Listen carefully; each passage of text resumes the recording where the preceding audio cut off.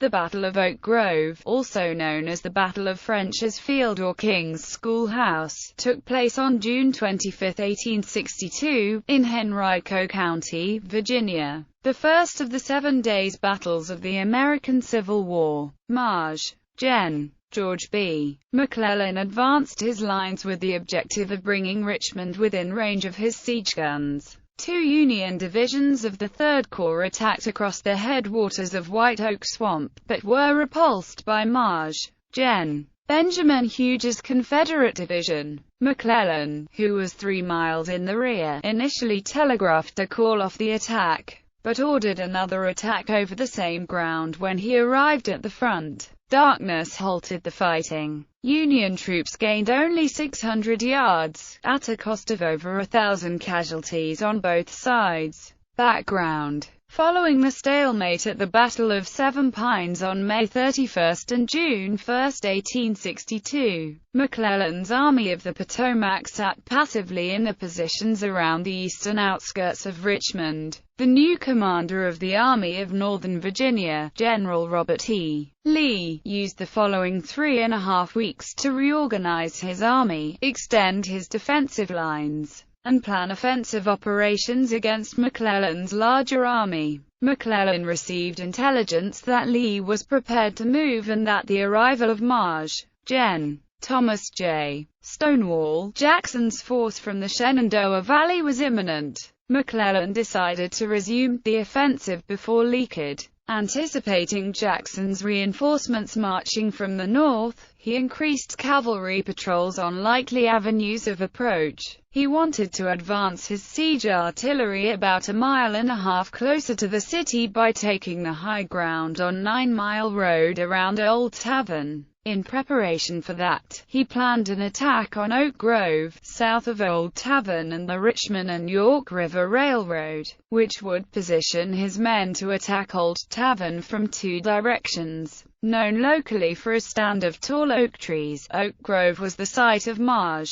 Gen. D.H. Hill's assault at Seven Pines on May 31 and had seen numerous clashes between pickets since that time. The attack was planned to advance to the west, along the axis of the Williamsburg Road, in the direction of Richmond. Between the two armies was a small, dense forest, 1,200 yards wide, bisected by the headwaters of White Oak Swamp.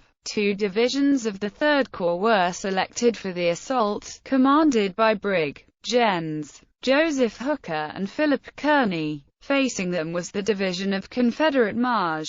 Gen. Benjamin Huger. Battle. At 8:30 a.m., June 25, 3 Union brigades stepped off in orderly line of battle. From right to left they were commanded by Brig. Gen. Daniel Lee. Sickles, Brig. Gen. Cuvier Grover, both of Hooker's division, and Brig. Gen. John C. Robinson from Kearny's division. Although Robinson and Grover made good progress on the left and in the center, Sickles's New Yorkers encountered difficulties moving through their abatis, then through the upper portions of the swamp, and finally met stiff Confederate resistance, all of which threw the Federal line out of alignment. Huger took advantage of the confusion by launching a counterattack with the brigade of Brig. Gen. Ambrose R. Wright against Grover's brigade. Adding to the confusion, one of Wright's Georgia regiments wore red Zouave uniforms. Many of Grover's men believed that only the Union Army had Zouave units, so were reluctant to fire on their own men. When they finally realized that Union troops would not be approaching from the direction of Richmond, they opened fire. At a crucial moment in the battle, the 25th North Carolina of Brig. Gen. Robert Ransom's brigade, in their first combat engagement, delivered a perfectly synchronized volley of rifle fire against Sickles's brigade,